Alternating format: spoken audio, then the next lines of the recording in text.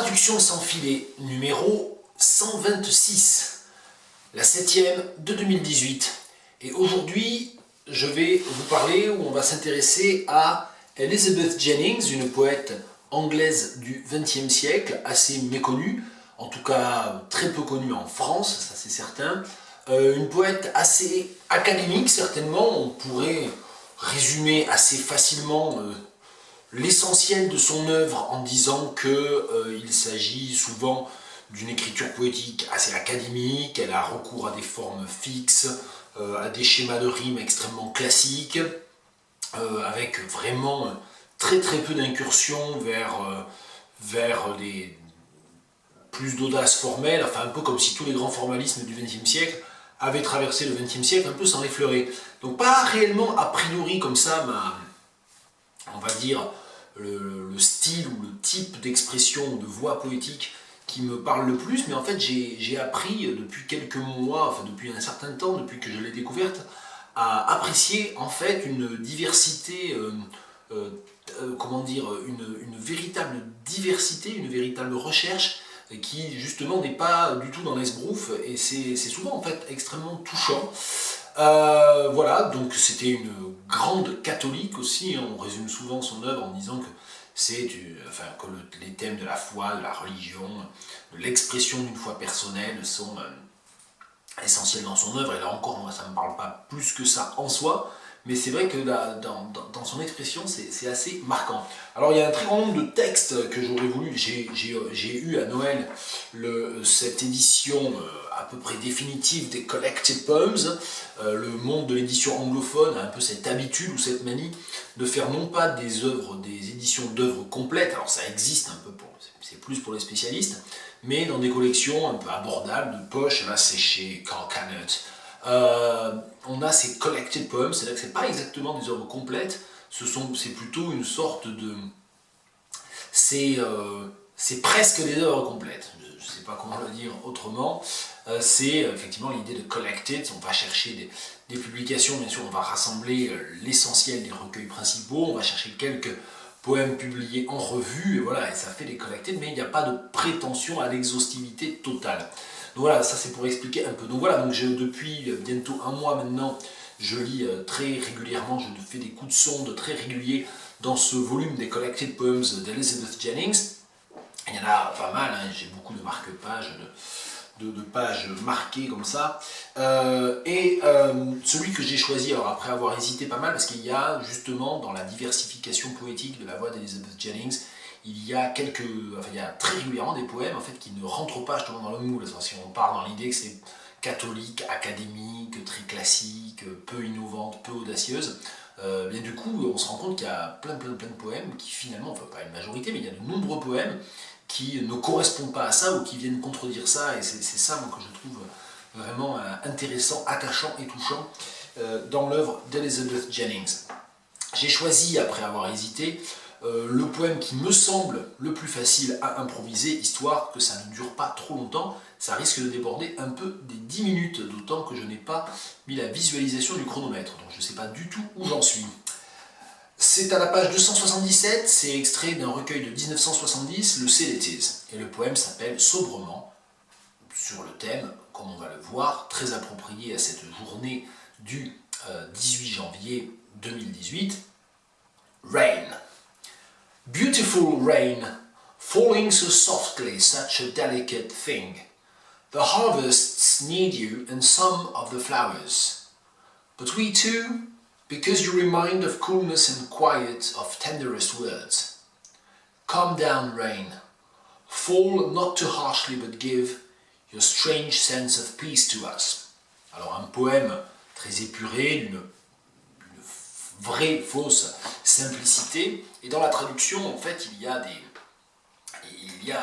difficultés inapparentes, hein, c'est comme ça souvent que je le formule, à commencer par le premier vers d'ailleurs, Beautiful Rain, parce c'est une apostrophe à la pluie, et il me semble qu'en français on ne peut pas commencer une apostrophe en disant belle pluie ou pluie d'une grande beauté, enfin tout ça sentirait un peu la surtraduction. En l'occurrence, pluie d'une si grande beauté, ça sentirait plutôt la traduction, pardon, ça serait pas très beau en fait, tout simplement. Et si on choisit de traduire beautiful par magnifique ou par sublime, là pour le coup on surtraduit. Donc il y a vraiment une difficulté. Je me demande si l'étoffement avec l'intensifieur avec si ne serait pas ce qu'il y a de mieux. Bien, le titre, Rain, pluie, la pluie éventuellement. C'est un poème en plus dans lequel elle parle. C'est construit, parce qu'on ne l'entend pas bien sûr, on ne l'entend pas forcément dans ma lecture, mais ce sont 4 tercets en fait. En vers libre, elle rime très souvent, Elizabeth Jennings, mais j'ai choisi un poème sans rime, histoire de faciliter un peu la tâche.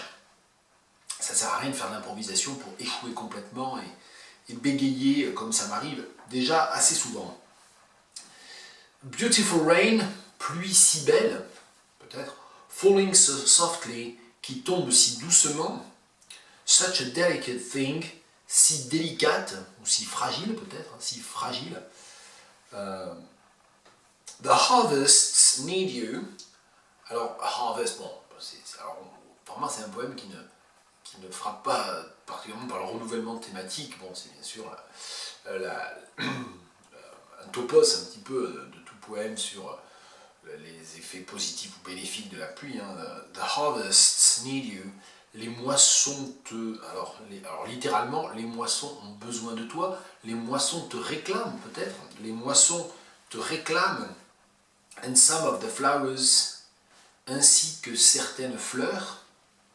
But we too, et ce vers, très, très bref, monosyllabique, but we too, qui marque la charnière du poème, se trouve en fait au dernier vers du deuxième tercet, donc, et il implique un enjambement sur la strophe suivante, donc il y a une rupture structurelle ici, mais nous aussi, because you remind, car tu nous rappelles, je pense qu'ici on va étoffer avec le renvoi au pronom personnel, car tu nous rappelles, of coolness and quiet, of tenderest words, la fraîcheur et le calme. Alors il y a là encore, dans ce que je dis là, dans ce que j'appelais tout à l'heure la simplicité apparente ou la difficulté inapparente, il y a ici l'ambiguïté syntaxique de l'anaphore en off.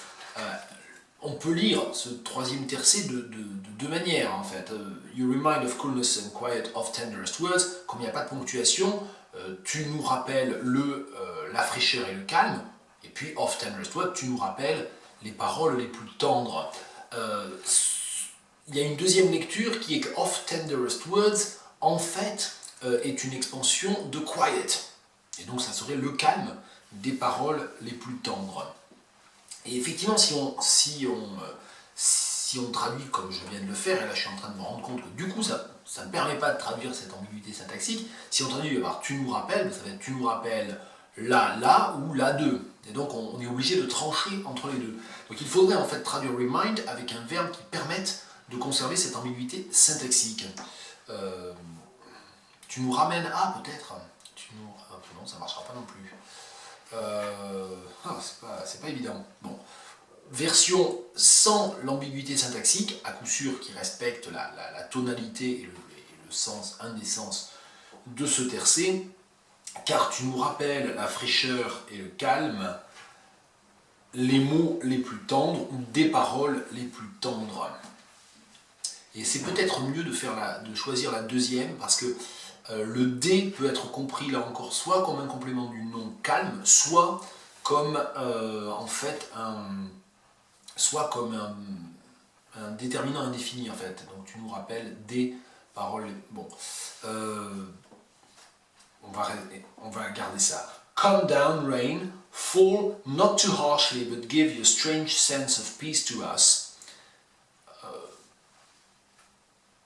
Alors oui, come down rain, là c'est comme beautiful rain, c'est extrêmement simple, mais comment on peut traduire ça? Tombe, pluie, tombe sur nous, déverse-toi, non plus, ça va pas. Pluie, on va peut-être commencer par rain, pluie, tombe sur nous, je ne sais pas très bien comment on peut faire. En plus, il y a la répétition avec fall, donc c'est come down et fall. Descend peut-être, après tout. Pluie descend sur nous, tombe not too harshly, sans violence ou sans grande violence, but give you a strange sense of peace to us, mais accorde-nous. Alors, your strange sense of peace, je ne sais pas très bien comment le rendre ici. Give your strange sense of peace to us, mais donne-nous ton... parce que c'est quoi le sense of peace, c'est le sentiment de confort, quoi, le sentiment de bien-être peut-être, de calme, là encore c'est le calme, de sérénité peut-être, le paix, il faudrait garder le mot paix en fait, hein. Donne-nous cette paix étrange qui est en toi peut-être, parce que le problème c'est sense en fait, sense of peace, sentiment de paix, sentiment de, c'est vrai qu'on va plutôt aller vers sentiment de bien-être ou sensation de bien-être ou sentiment de sérénité, impression de sérénité.